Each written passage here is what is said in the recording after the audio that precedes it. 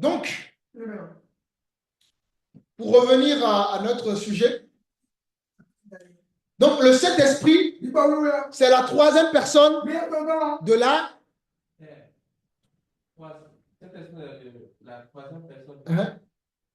la Trinité. Ça va? Attention, Trinité ne veut pas dire qu'on a trois dieux. Un seul Dieu en trois personnes. OK? Alors,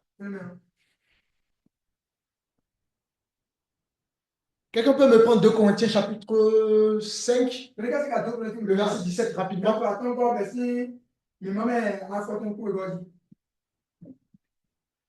2 Corinthiens chapitre 5. Verset 17. 2 Corinthiens chapitre 5, verset 17. Si quelqu'un est en Christ, il est une nouvelle créature. Les choses anciennes sont passées.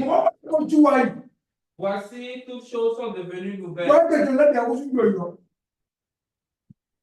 Alors, donc, quand on est en Christ, le passé, c'est le passé d'espoir.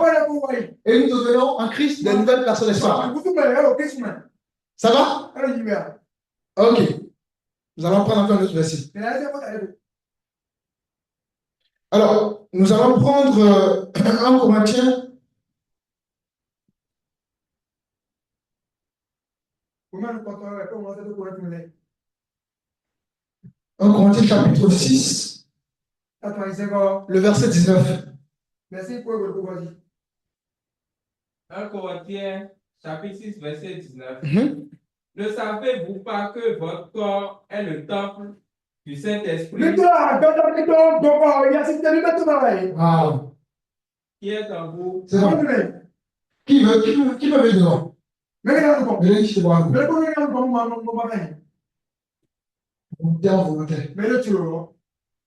Voilà. Relis le passage. Ne savez-vous pas que votre corps est le temple du Saint-Esprit qui est en vous? Dans 2 Corinthiens chapitre 5, le verset 19, la Bible dit que les choses anciennes sont passées d'espoir. Et que en Christ, nous sommes une nouvelle personne. N'est-ce pas? Et là, dans 1 Corinthiens chapitre 6, la Bible dit maintenant que nous sommes devenus une nouvelle personne, notre corps devient l'habitation du Saint-Esprit. Est-ce que vous comprenez? Donc, mon frère, ma soeur, en Christ, tu as fait de ton corps, de la fait de ta personne, son habitation. Vous comprenez? Alors, quand tu te déplaces, même quand tu te déplaces, tu vas 2 secondes, tu marches avec le Saint-Esprit. Tout d'abord, avec le Saint-Esprit. Tu fais n'importe quel mouvement, tu es en train de faire avec le Saint-Esprit. Tu dors avec le Saint-Esprit. Tu t'assois avec le Saint-Esprit. N'est-ce pas? Tu es dans un véhicule, tu es avec le Saint-Esprit. Tu es chant, tu es avec le Saint-Esprit. Vous comprenez? Ah, ça va. C'est bon, frère. Ça va? Vous comprenez? Donc, vous êtes l'habitation du Saint-Esprit. Mais nous comprenons, ouais. Mais on comprend là, même. Mais nous comprenons, ouais. Quand vous venez en Christ, il y a des choses surnaturelles qui se produisent. Des choses qui dépassent votre entendement. Des choses que vous ne pouvez pas comprendre par votre philosophie. Des choses que vous ne pouvez pas comprendre avec votre logique. Les codes de la vie doivent être mis de côté. Comment je peux être une habitation pour le Saint-Esprit? Voilà ce que la Bible dit. Tu es l'habitation du Saint-Esprit. Dans l'ancienne alliance, dans la loi, c'est un temple que le Saint-Esprit utilisait. Le Saint-Esprit se manifestait dans un temple, dans un lieu.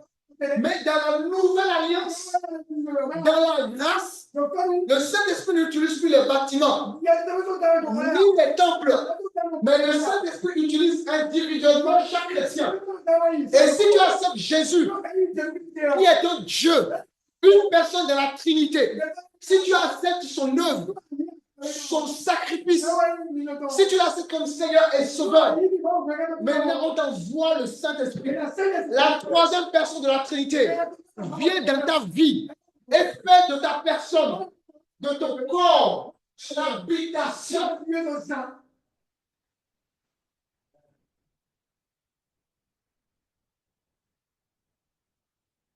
Alléluia. Amen.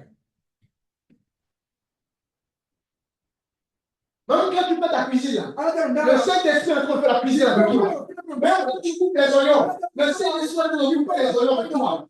Tu vis avec le Saint-Esprit de façon permanente. Mais si tu comprends ça, là, tu vas avoir une relation intime avec le Saint-Esprit.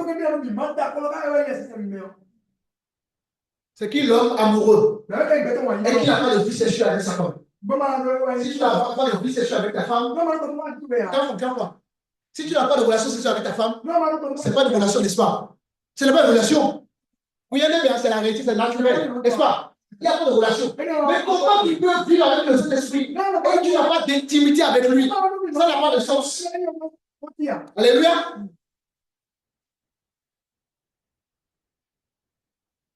Donc, si tu arrives à saisir que le Saint-Esprit habite en toi, il va parler avec lui. Saint-Esprit, ouvre-moi des portes. Saint-Esprit, ce soir, j'ai comme l'impression que je suis fatigué. Fortifie mon âme. Saint-Esprit, je sens qu'il y a des oppressions. Prie maintenant que je puisse triompher de mes oppressions. En fait, chaque jour, tu vas être en communion avec le Saint-Esprit. Vous comprenez? Ça va?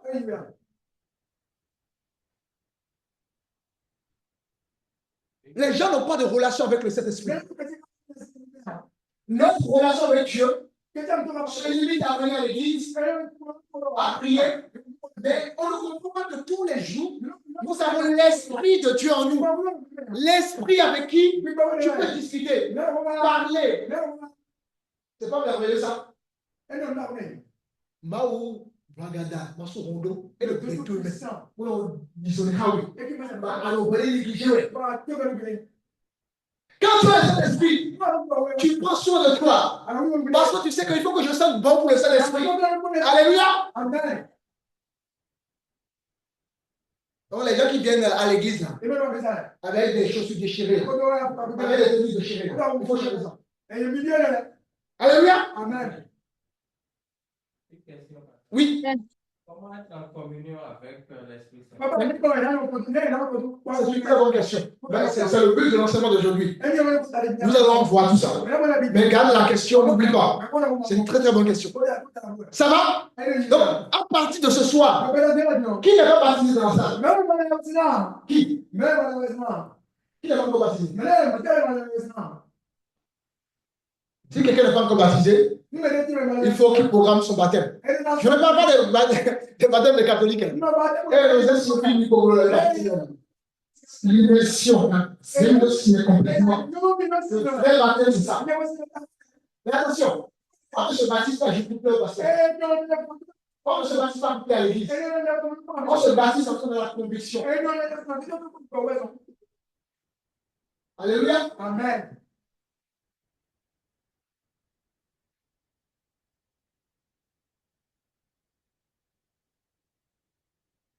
Alors, le Saint-Esprit étant la troisième personne de la Trinité, a été envoyé dans la vie de chaque chrétien et aussi dans le monde pour des missions.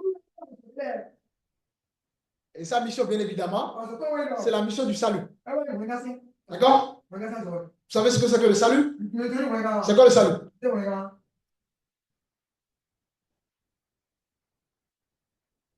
Le Saint-Esprit a principalement 3 missions.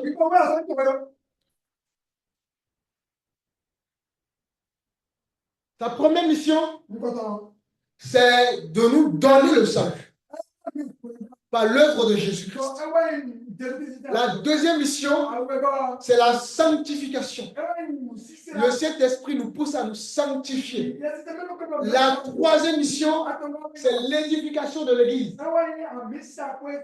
Donc, son rôle, c'est de nous communiquer des messages, des louanges, des exhortations pour que l'Église soit édifiée.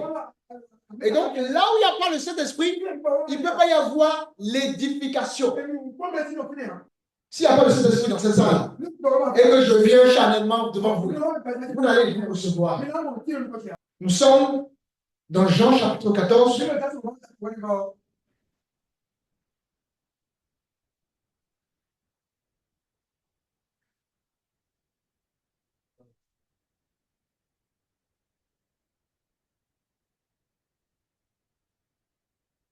Et nous allons lire le verset 16 et le verset 17. Jean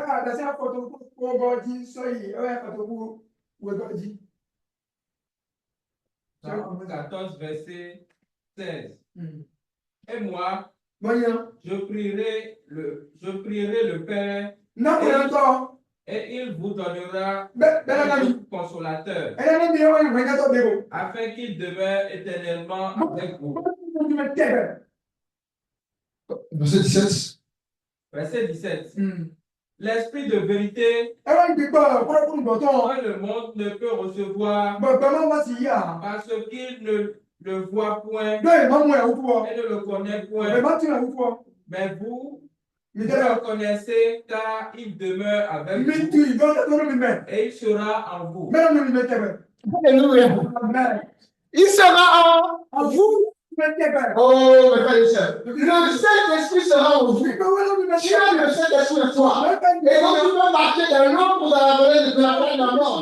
Et tu ne peux créer aucun mal. Parce que la mouette du Saint-Esprit avec toi. Il te protège même dans les sentiers battus. Il te protège même dans les ténèbres. Tu as des Dieu en toi, mon frère.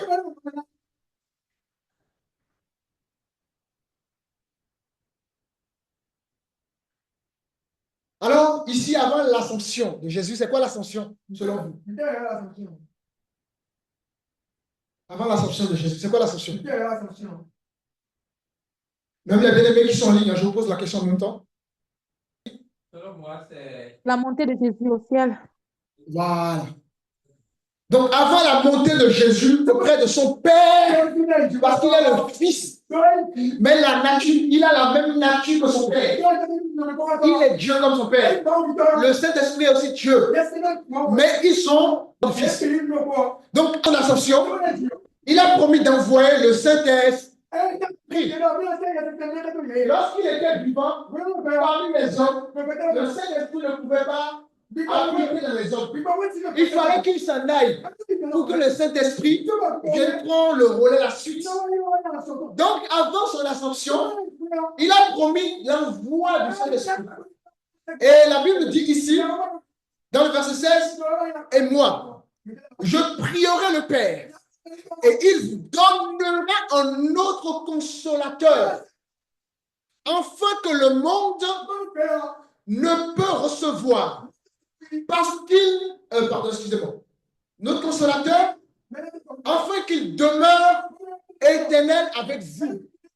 Dis à ton voisin, éternel avec toi. Alléluia. Mes frères et sœurs, vous ne n'êtes pas n'importe qui. Vous devez marcher avec assurance. Parce que vous savez le très haut qui vit en vous de façon éternelle. Et bien, tu as bien oui.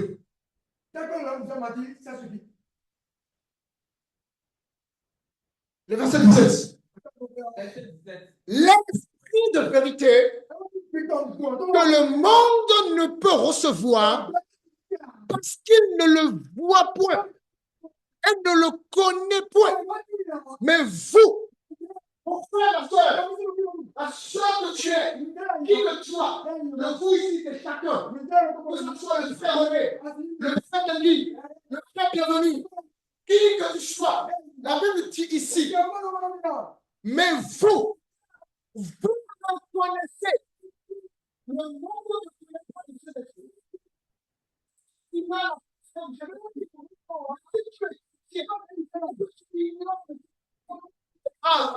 parce que la Bible dit que toi, en tant que fils de Dieu, toi, en tant que de Dieu. La Bible dit ici que vous, n'est-ce pas, vous le connaissez. Tu le connais. Si tu ne le connaissais pas, il en soit tu le connais. Tu sais que le Saint-Esprit vient de toi. Tu sais que tu marches avec le Saint-Esprit. Vous avez reçu cela. Alléluia. Mais vous le connaissez. Tu dois connaître le Saint-Esprit. Si tu connais le Saint-Esprit, tu ne peux pas connaître le Saint-Esprit sans que ta vie ne soit pas différente. Alléluia. Alléluia. Alors, on continue. Donc, j'étais au verset 17. Mais vous, vous le connaissez. Car il demeure avec vous. Et il sera en vous. Non seulement il demeure avec chacun de nous, mais il est avec nous. Et selon un point chapitre aussi, nous avons vu quoi? Que le Saint-Esprit a fait de notre corps son habitation. Ça va?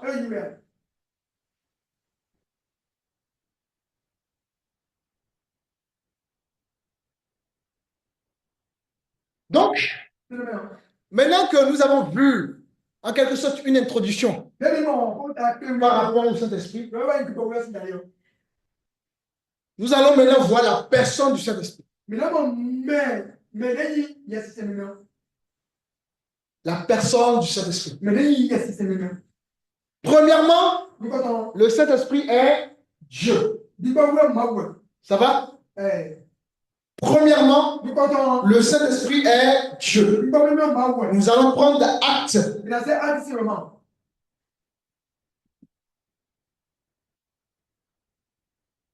Acte chapitre 5.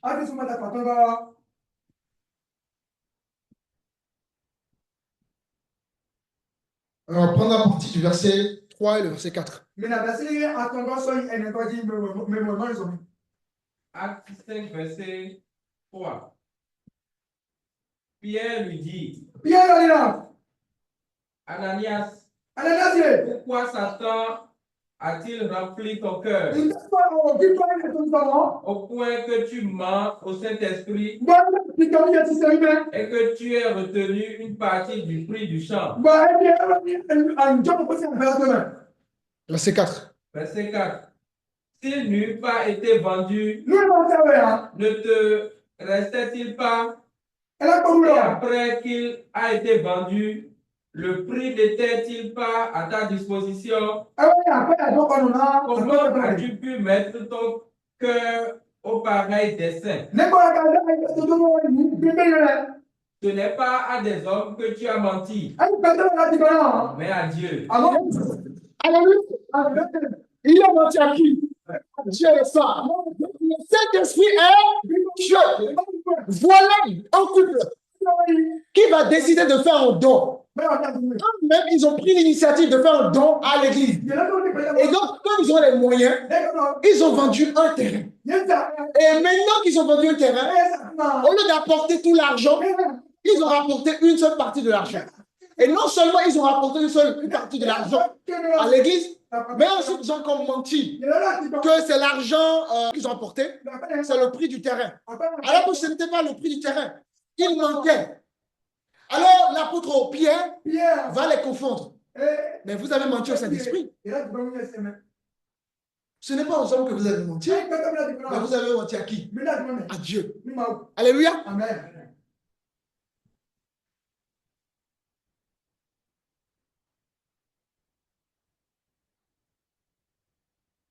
Donc, mentir au Saint-Esprit, c'est mentir à Dieu. Vous comprenez? Notre corps est l'habitation du Saint-Esprit. Et donc, notre corps est l'habitation de Dieu.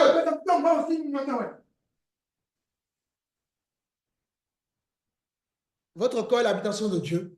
Et vous ignorez tous les pouvoirs que vous avez. Vous ignorez tous les pouvoirs que vous avez. Vous avez Dieu en vous. Et vous ignorez tous les pouvoirs que vous avez. Pourquoi le fils d'un président marche avec assurance selon vous?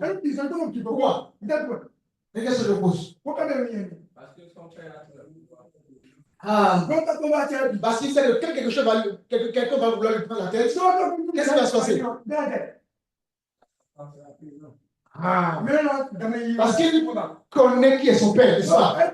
Il sait le pouvoir qui est derrière. Imaginez que tu es en véhicule ou en moto, peu importe, et le fils de René vient ici. Non, putain. Viens. Hein? Vas-y, en mou.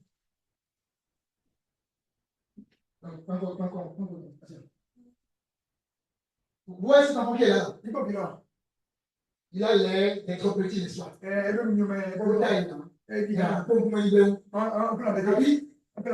Mettez-lui un treillis. Uniforme. Uniforme tout simplement. Ça peut être douanier, policier,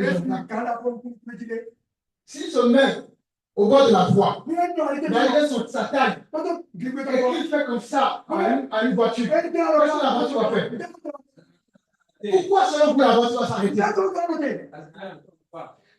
Il y a le pouvoir, n'est-ce pas? Derrière l'uniforme, n'est-ce pas qu'il a porté?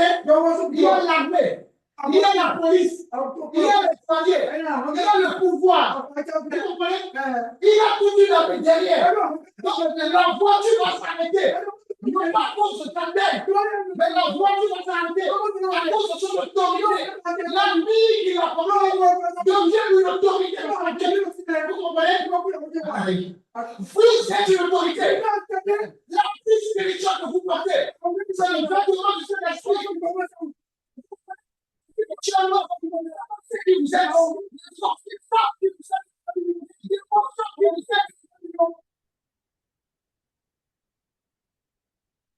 Alléluia. Amen.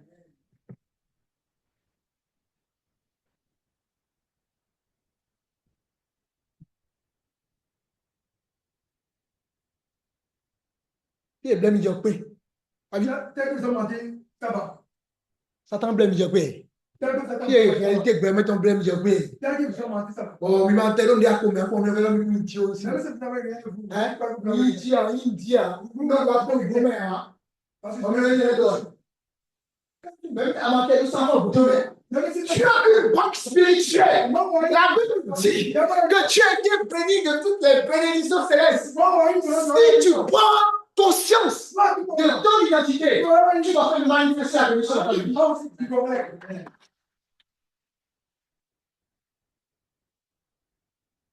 Arrêtez de vous condamner. Ma vie n'avance pas. Je suis nul. Je suis au point à rien. Vous vous condamnez. La parole de Dieu dit qu'on souhaite. Arrêtez de vous condamner. À partir de ce soir, tout va dire. Saint-Esprit, et tu déclares. Saint-Esprit, et tu dis des choses dans ta vie.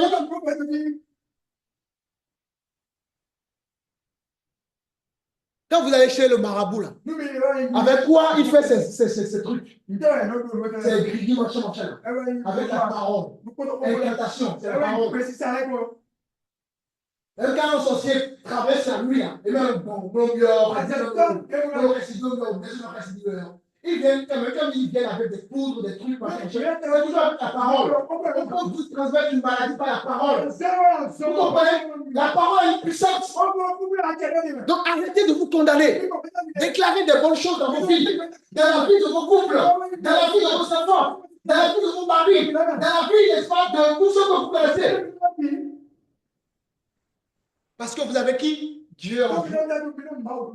Amen, amen, amen, amen.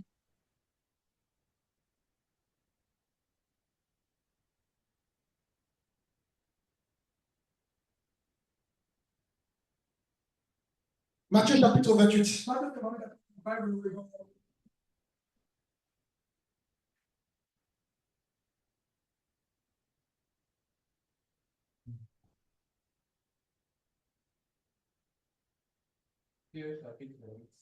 On va lire le verset 19. Matthieu 28, verset 19. Allez, faites de toutes les nations des disciples, les baptisants au nom du Père, du Fils et du Saint-Esprit. Amen. Donc le Saint-Esprit est associé au Père et au Fils dans la Trinité. Là, même quand on baptise, on nous parle des trois personnes dans la Trinité. Ça va? Donc, vous devez prendre conscience que en acceptant Jésus comme Seigneur Sauveur, nous recevons le Saint-Esprit. Mais quelle est la nature du Saint-Esprit? Nous venons de comprendre que le Saint-Esprit, c'est Dieu. Ce n'est pas une force, mais c'est une personne dans la Trinité. Et le Saint-Esprit habite en nous. Ça va? Oui. Amen. On a vu que on est en train de parler de la personne du Saint-Esprit. Donc, premièrement, là, tu vois, si vous suivez bien, que le Saint-Esprit il est Dieu. Premièrement. C'est bon? Vous savez pourquoi? Oui. Il y a cette contradiction entre les musulmans et les chrétiens. Les musulmans reconnaissent Jésus comme prophète. Ils n'ont pas de problème avec ça.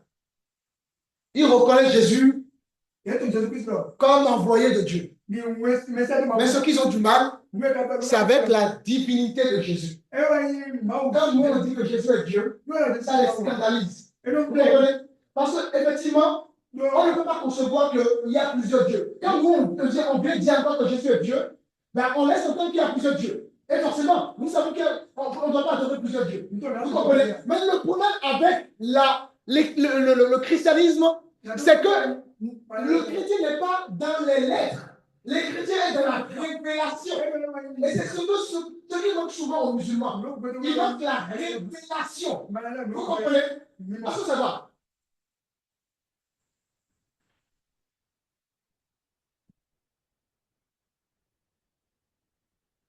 Alors, nous sommes dans... On a vu qu'il est Dieu. Ensuite, on va prendre Actes chapitre 13.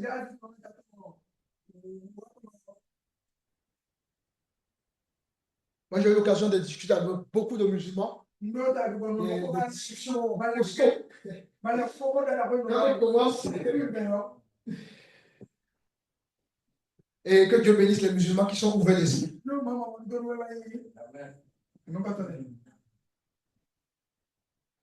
Acte chapitre 13. On va prendre le verset 2. Acte 13, verset 2. Pendant qu'il servait le Seigneur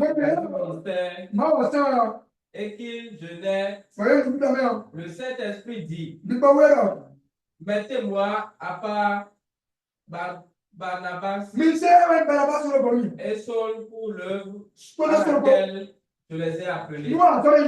Alléluia. Amen. Ici, c'est qui a parlé?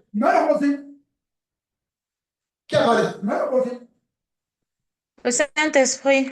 Exactement. Donc, la deuxième, comment dirais-je? On est en train de parler de quoi? La deuxième, on est en train de parler de la personne du Saint-Esprit. Donc, le Saint-Esprit est une personne. Parce qu'ici, dans l'Acte chapitre 13, le verset 2, il parle. Vous avez compris? Le Saint-Esprit parle. Ça va? Donc, nous avons un Dieu en nous qui parle. Si tu écoutes le Saint-Esprit, il est capable de te parler. Le Saint-Esprit nous parle dans notre vie de tous les jours. Tu veux aller à gauche. Mais si la voix, sache que le Saint-Esprit va t'interpeller. Ne va pas à gauche. Va à droite. Donc, Acte chapitre 13, le verset 2, ici, le Saint-Esprit a parlé. Évidemment, comment il va parler? Il va parler au travers de la bouche de quelqu'un. Parce que Dieu est esprit. Donc, selon Acte chapitre 13, verset 2, le Saint-Esprit est une personne. Ça va? Retenez bien. Ensuite, toujours dans Acte, ou bien on va prendre Jean. Nous sommes dans Jean 14.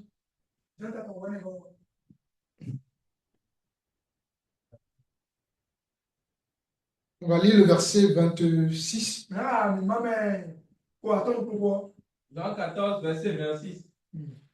Mais le consolateur, l'Esprit Saint, que le Père enverra en mon nom, vous enseignera toutes choses et vous rappellera tout ce que je vous ai dit. Alléluia. Amen. Tout à l'heure, nous avons notre soeur Karine qui nous a dit que le Saint-Esprit, il est le consolateur. Consolateur. Selon vous, c'est quoi? Amen, amen, amen.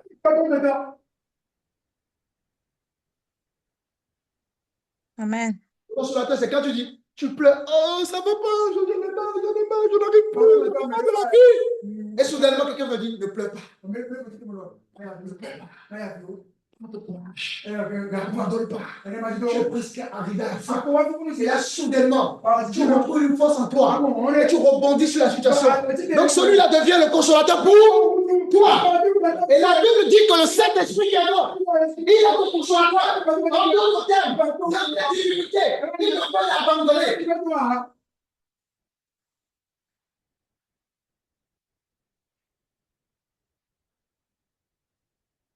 Il est celui qui console par excellence.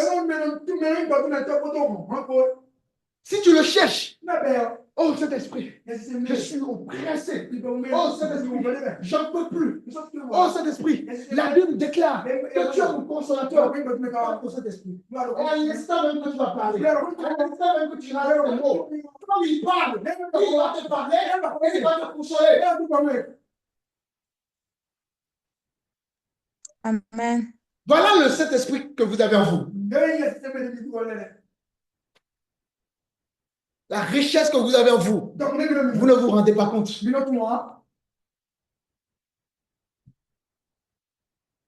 Imagine un enfant dont le papa, depuis sa naissance, a mis de l'argent sur un compte bancaire. Peut-être tous les mois, 100 000, 100 000. Ou bien 100 euros, 100 euros. L'enfant n'était pas au courant. L'enfant grandit. L'enfant a 30 ans. Et jusque-là, il ne sait pas qu'il a de l'argent sur le compte.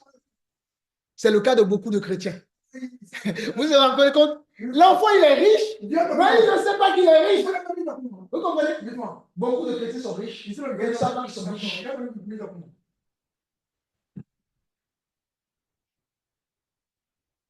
Imaginez un prisonnier qui a été gracié par notre cher président Pacifique.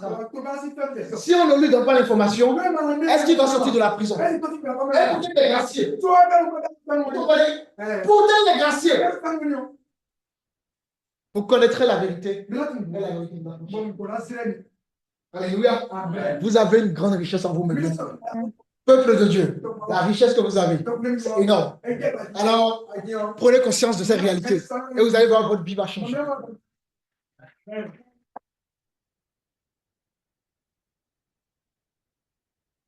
Alléluia. Alors, donc, il est Dieu, il est une personne qui parle, et ensuite, il est notre consolateur.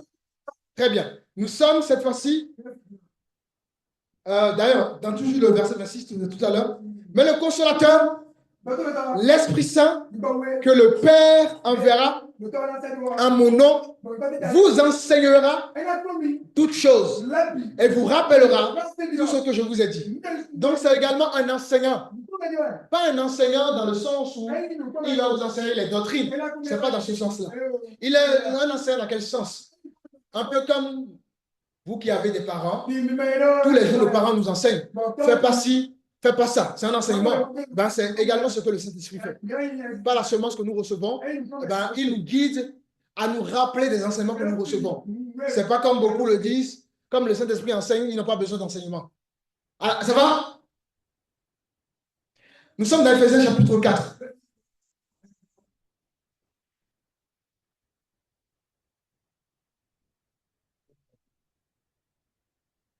Et nous lisons le verset 30. Éphésiens chapitre 4, verset 30. N'attristez pas le Saint-Esprit de Dieu, par lequel vous avez été scellés pour le jour de la rédemption. Alléluia. Amen. Alors, en français facile, c'est quoi être scellé? Être scellé, en français facile.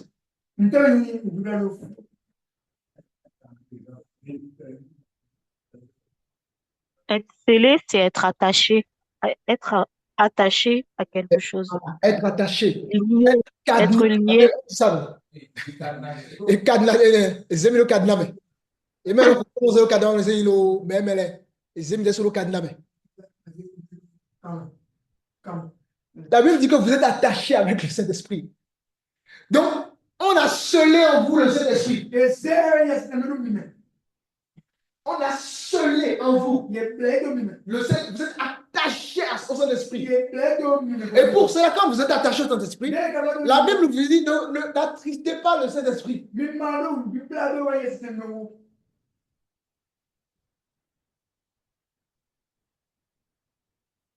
Nous, les humains, on est trop souvent à l'apparence. J'imagine que pendant qu'on est en train de parler de ça, certainement, il y a des gens qui se disent, mais comment c'est possible? Mon frère, ma soeur, c'est possible. Es-tu un homme de foi? Es-tu une femme de foi? Si tu es un homme ou une femme de foi, alors tu comprends déjà que c'est possible. Comment c'est possible que Dieu envoie son fils? Comment c'est possible que Marie a un fils sans avoir eu un rapport sexuel avec quelqu'un? Comment? C'est la puissance du Saint-Esprit. Alléluia. C'est ça la foi. La foi, Amen. c'est une assurance des choses qu'on ne voit pas. Une démonstration de celle qu'on espère. Vous ne voyez pas la chose, mais vous y croyez.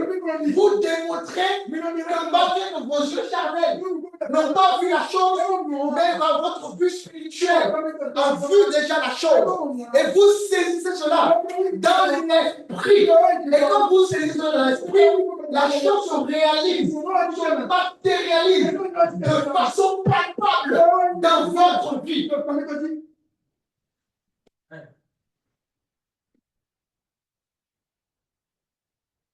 La foi, c'est que tu es au 5e étage et on te dit que tu ne sautes pas la fenêtre. Mais Dieu te dit, saute pas la fenêtre, rien ne va t'arriver. C'est ça la foi.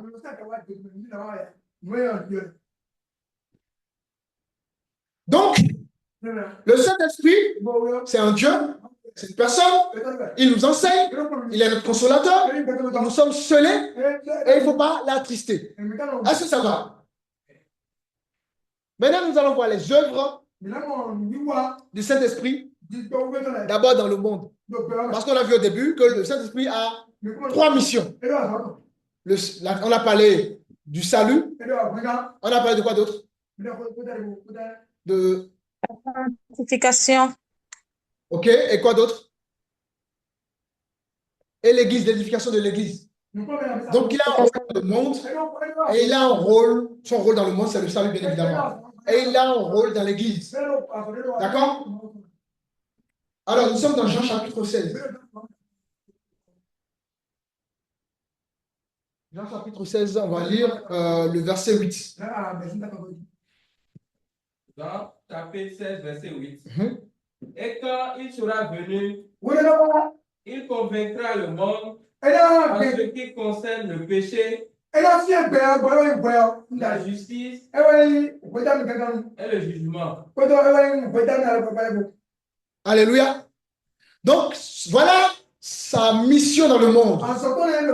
Il va convaincre le monde, n'est-ce pas, du péché. Pourquoi il va convaincre le monde du péché? C'est pour révéler notre condition que nous avons perdue en tant qu'homme. Parce qu'au début, l'homme avait été créé parfait, n'est-ce pas? Mais à cause du péché, on a été dépouillé de cette condition. Donc, il est là pour nous rappeler la condition qu'on a perdue. Donc, il est là pour nous convaincre du péché. Ensuite, de la justice. Il est là pour nous montrer que Jésus est le seul juste.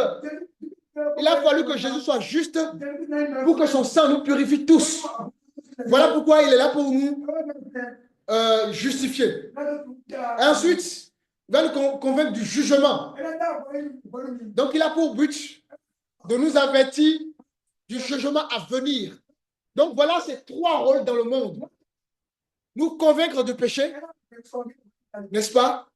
De la justice et du jugement. André Chrétien nous dit que nous sommes, voilà ce que nous sommes. Mais malheureusement, Christ a donné sa vie pour nous. Et par la foi en Jésus, nous pouvons, n'est-ce pas, échapper au jugement à venir. Ça va? Voilà sa mission dans le monde. Bien aimé qui sont en ligne, ça va? Oui, ça va. Et maintenant, nous allons voir sa mission, ses œuvres, les œuvres du Saint-Esprit dans le salut. Nous avons vu les œuvres du Saint-Esprit dans le monde, qui est, n'est-ce pas, réparti en 3 actions. Convaincre du péché, de la justice et du jugement. Maintenant, nous allons voir ses œuvres dans le salut. Alléluia. Nous sommes dans Tite, chapitre 3.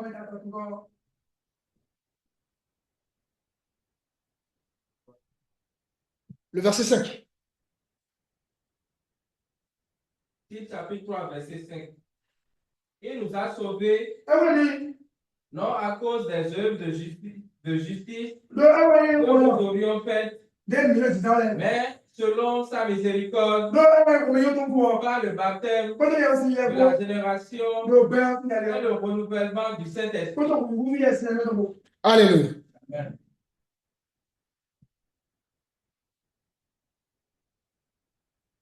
Donc, la Bible ici parle de régénération et le renouvellement du Saint-Esprit. Quand nous venons au Seigneur, nous sommes régénérés par le Saint-Esprit. Nous devenons tout nouveau, tout joli, tout beau, tout mimi. Même si tu étais un voleur hier, à partir du moment où tu acceptes le Seigneur, ton casier judiciaire n'existe plus. Ça existe peut-être pour les hommes, mais ça n'existe plus dans le ciel. Même si hier, tu as fait des mauvaises choses en Christ, tu es une nouvelle personne. Alléluia. Nous sommes régénérés. Est-ce qu'il y a des sorciers dans ce salle? Quelqu'un est sorcier ici? Venez, sorcier, viens. Hein? Quelqu'un est sorcier ici? Demandez-moi son esprit. Il y a un sorcier ici? Il y a un sorcier ici ou pas? Hein? Ah, c'est possible. J'aime ça, recette de réponse. Même quand il y a un sorcier dans cette salle, s'il croit en Jésus, le Saint-Esprit peut le régénérer. Vous comprenez? Il met bêta là, il est condamné. Tu comprends là?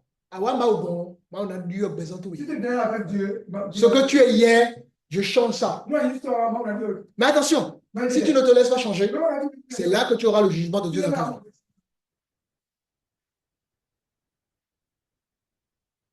Donc, il a, dans le salut, il a pour but de nous régénérer et ensuite de nous renouveler. C'est ça son rôle dans le salut. Pour que nous puissions être des hommes et des femmes, pour discuter avec notre Dieu, ben, lui, il a pour rôle de nous régénérer. Ce qu'on appelle la nouvelle naissance. Être né du ciel. Être né d'en haut. C'est la mission de la 3e personne de la Trinité, qui est le Saint-Esprit. Et maintenant, dans notre marche de tous les jours, il nous renouvelle. Alléluia. Le Saint-Esprit va te rendre spirituellement vivant. Si tu as une relation avec lui, si tu sais discuter avec lui, si tu prends conscience que tu l'as dans sa vie, nous avons vu que le Saint-Esprit est scellé dans notre vie.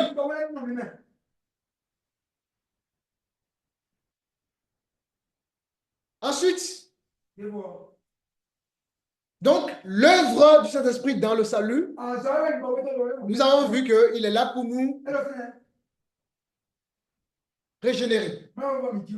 Ensuite, nous sommes dans Éphésiens, chapitre 1. Le verset 13, on l'a déjà lu. Hein. On a vu qu'on est scellé par le Saint-Esprit.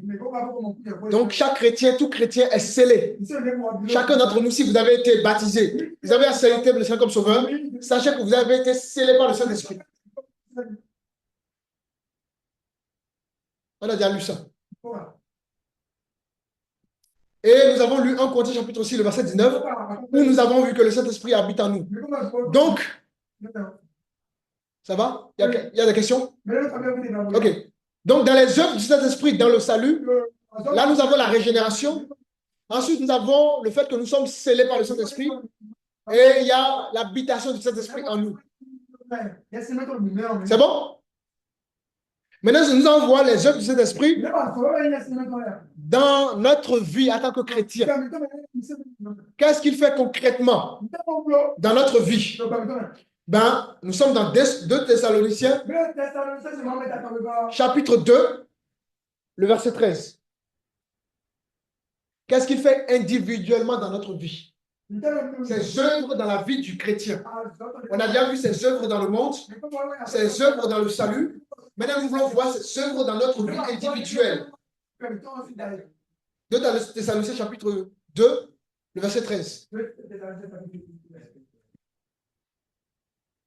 2 Thessaloniciens, chapitre 2, verset 13. Pour nous, frères bien-aimés du Seigneur, nous devons à votre sujet rendre continuellement grâce à Dieu. Parce que Dieu nous a choisi dès le commencement pour le salut, par la sanctification de l'Esprit et par la foi en la vérité. Vous vous rendez compte? Si tu es là, c'est parce que Dieu t'a choisi. Vous comprenez? Tu n'es pas là, tu n'es pas là par ta volonté, c'est Dieu qui t'a choisi. La volonté que tu as ressentie, c'est Dieu qui a mis ça dans ton cœur. Et donc, le Saint-Esprit a pour but, selon ce verset, de nous sanctifier. Tu ne peux pas te sanctifier par toi seul. Lorsque tu fumes la cigarette, quand tu as envie d'arrêter, par quelle capacité tu ne peux pas arrêter? Il y a que le Saint-Esprit qui peut t'aider à arrêter ça. Alléluia. Cela veut dire quoi? Quand vous rentrez dans la situation où c'est trop difficile, vous avez l'impression de ne pas avoir votre capacité, vous ne pouvez pas sortir de la situation, faites appel au Saint-Esprit. Alléluia. Amen. Il faut faire appel au Saint-Esprit. Je suis dans le trou des trous. Délivre-moi. Libère-moi. Sanctifie-moi. Parlez avec le Saint-Esprit. Ayez une relation intime avec notre Saint-Esprit.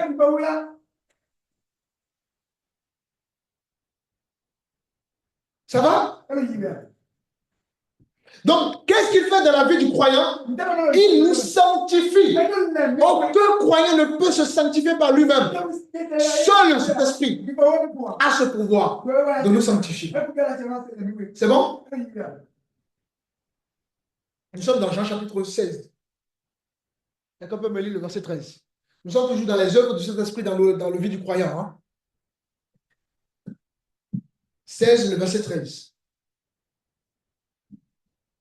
Jean, chapitre 16, verset 13. Quand le consolateur sera venu, l'Esprit de vérité, il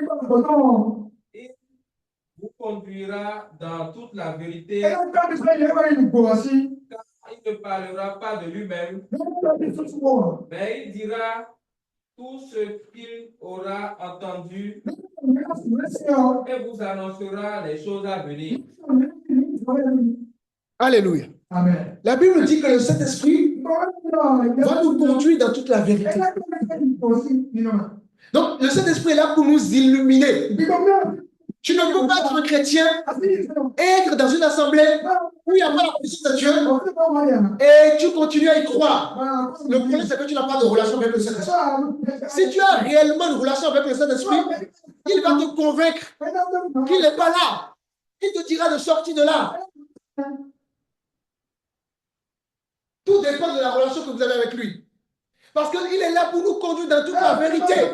Vous ne pouvez pas être un enfant de Dieu et vivre encore en étant esclave des hommes, en étant encore esclave du système religieux, en étant esclave des églises.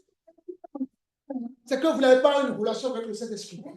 Parce que son rôle, c'est de nous illuminer, c'est de nous éclairer, c'est d'ouvrir nos regards sur les choses qui ne vont pas. Voilà sa mission. Et nous avons encore des chrétiens qui sont esclaves du système. C'est qu'ils n'ont pas de relation avec le Saint-Esprit. Un homme ou une femme qui a une relation avec le Saint-Esprit sera toujours éclairé. Alléluia. Amen. Toujours.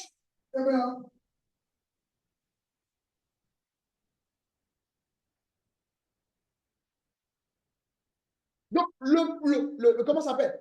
Le fait que les gens sont manipulés dans les églises, c'est un manque de relation avec le Saint-Esprit. Le fait que les gens sont souvent perdus dans leur vie, c'est un manque de relation avec le Saint-Esprit. Ils n'ont pas assez de relation avec le Saint-Esprit. Or, Dieu l'a envoyé pour nous éclairer.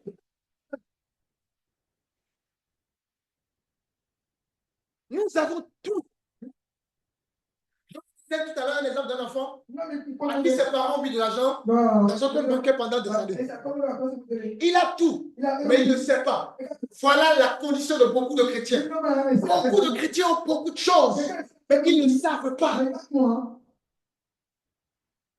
Voilà pourquoi la Bible dit, mon peuple, Dieu n'a pas dit le monde, Dieu n'a pas dit les païens, Dieu dit mon peuple. Quand Dieu parle des chrétiens, Dieu parle de l'église.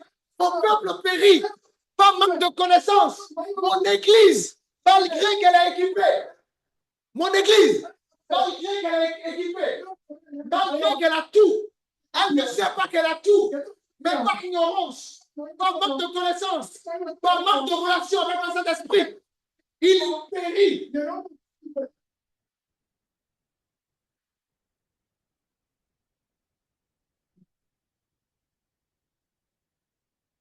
Oh Jésus, sauve-nous. Sauve-nous, sauve-nous.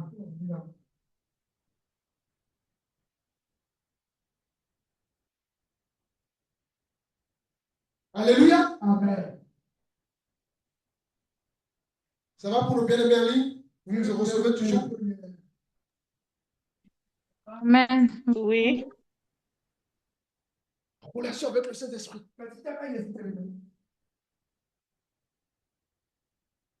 Vous devez chérir votre Saint-Esprit. Vous devez caresser le Saint-Esprit. Alléluia.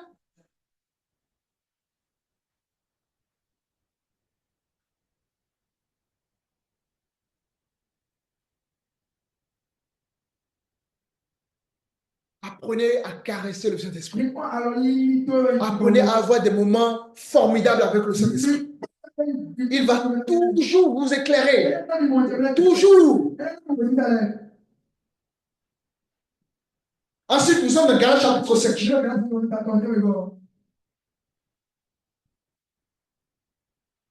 Et on va lire à partir du verset 22. Nous finissons bientôt. Galates chapitre 5, verset 22. Mais le fruit de l'esprit, c'est l'amour, la joie, la paix, la patience, la bonté, la bénignité, la fidélité, la douceur, la tempérance. La loi n'est pas contre. C'est bon, merci. Donc, le Saint-Esprit ici produit en nous des fruits de lui. L'amour, il y a différents types d'amour. Mais quand vous êtes chrétien, vous allez vivre l'amour du Saint-Esprit. L'amour qui n'est pas conditionné. Parce que nous, les hommes, on aime les gens parce qu'ils sont ceci. Ah, j'aime telle personne parce qu'il me donne de l'argent. J'aime telle personne parce que voilà, j'ai des situations agréables avec la personne. C'est ça l'amour du monde. Mais l'amour de Dieu n'est pas conditionné. Je t'aime. Non parce que tu m'apportes quelque chose. Je t'aime de manière vraie. Je t'aime sincèrement. C'est ça l'amour. L'amour, n'est-ce pas, n'est pas conditionné par une situation. Et le Saint-Esprit vous apprend cet amour. La Bible déclare que l'amour de Dieu est répandu dans notre cœur par le Saint-Esprit.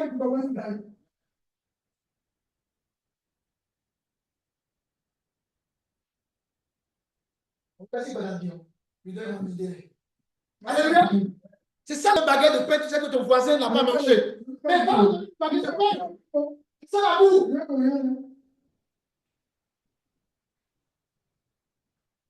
Donc, avec le Saint-Esprit, vous allez produire des esprits de l'esprit. Il s'agit de l'amour divin. Il s'agit de la joie. Il y a différents types de joie. La joie du monde, c'est quand vous avez les choses, vous êtes joyeux. Ça, c'est la joie du monde. Mais au moment où vous n'avez rien, c'est fini votre joie. Ça, c'est la joie du monde. C'est la joie de Dieu.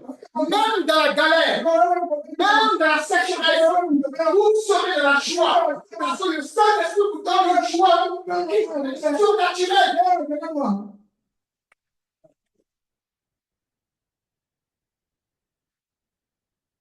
Ensuite, il y a la paix. Qu'est-ce que Jésus va dire? Je vous donne la paix. Pas selon ce monde. Oui. À chaque fois que nous avons quelque chose du monde, Dieu a la meilleure chose à nous offrir. Et la paix divine. Vous êtes dans la paix. Vous n'avez rien, mais vous êtes dans la paix. Vous savez que Dieu vous amène quelque part. Même si les gens rigolent de vous, même si les gens sont morts de vous, même si les gens disent que vous êtes pauvres, vous savez en vous. Arriver. Vous serez une table qui a été plantée, n'est-ce pas, dans l'eau, non sur la parole, mais à votre saison, vous allez porter du fruit. Les gens qui sont moqués de vous hier, les gens qui riaient de vous hier, vont vous voir, ils seront étonnés.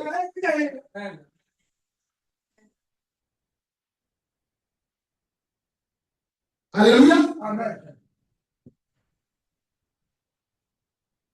Quand vous comprenez ces choses, vous devenez dangereux spirituellement.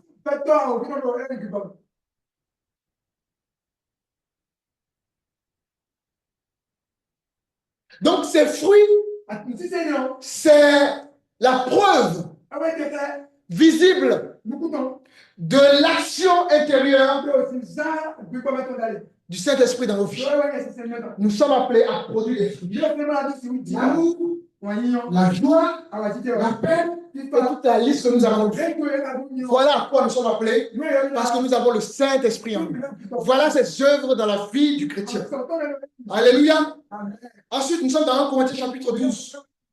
Et nous lisons le verset 7.